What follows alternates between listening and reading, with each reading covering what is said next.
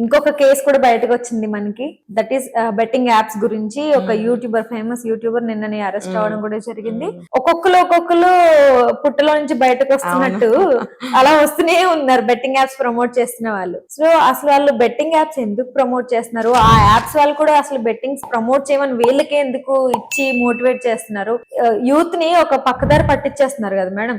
దాని వల్ల ఒక రకంగా వీళ్ళే వాళ్ళ చావుకి కారణం అవుతున్నారు. సో అలాంటి వాళ్ళని ఏం చేయాలి? ఇంకా ఎప్పటికీ బెట్టింగ్ యాప్స్ ప్రమోషన్స్ అనేవి ఆగవా? అసలు ఇంకా ఎలాంటి లాస్ రావాలి దీని మీద అంటే మీరేం చెప్తారు? ఇదే యూత్ అనేది చాలా అవేర్నెస్ గా ఉండాలి. ఇప్పుడు చదువుకోని వాళ్ళు కూడా ఎంతో నాలెడ్జబుల్ గా ఉంటున్నారు. ఇప్పుడు ఈ మొబైల్ ఫోన్స్ ఎంత చదువుకున్న వాళ్ళు కూడా కొంతమంది చేయలేకపోతారు, కానీ ఈక్వల్ గా చదువుకోని వాళ్ళు కూడా చేయగలుగుతున్నారు. ఈ యాప్స్ ని ఓపెన్ చేయడము, యాపిల్ ఫోన్లు లాంటి పెద్ద పెద్ద మొబైల్స్ ఓపెన్ చేసి అన్ని లోపలికి వెళ్ళి డీప్ గా సెర్చ్ చేసి అన్నిటినీ తెలుసుకుంటున్నారు, చదువు లేకపోయినా కూడా దాన్ని ట్రాన్సాక్షన్స్ అన్ని చేస్తున్నారు. మరి అలాంటప్పుడు ఈ చెడుని తెలుసుకోలేకపోతున్నారు. ఇంకొకటి యాడ్స్ ఇస్తున్నారు ఇప్పుడు మధ్య మధ్యలో, ఇందులో పెట్టండి, ఇందులో ఇంత పెట్టండి, మీకు ఖచ్చితంగా లాభాలు దొరుకుతాయి అని డోర్ టు డోర్ వెళ్ళి కూడా చెప్తున్నట్టుగా కొన్ని యాడ్స్ చూస్తున్నాం మనం. తప్పు కదా, అది తప్పుదారి పట్టించడం. ఈ యాప్స్ క్రియేట్ చేసిన వాళ్ళు ఇలాంటి యాడ్స్ చేస్తున్నారా, లేకపోతే వీళ్ళకి వెనక నుంచి ఎవరైనా సపోర్టర్స్ ఉన్నారా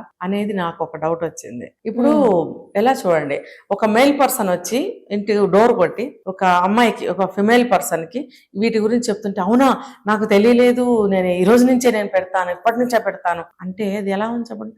అమ్మాయిలు ఎలా ఉండాలి అని మొదటి నుంచి అనాదిగా చెప్తూ వస్తున్న సాంప్రదాయం మంది, కొత్తగా అమ్మాయిలకి ఇలాంటివి చెప్తున్నారు అని అంటే అమ్మాయిలు ఏమనుకుంటారు, ఇది మేము కూడా చేయొచ్చు.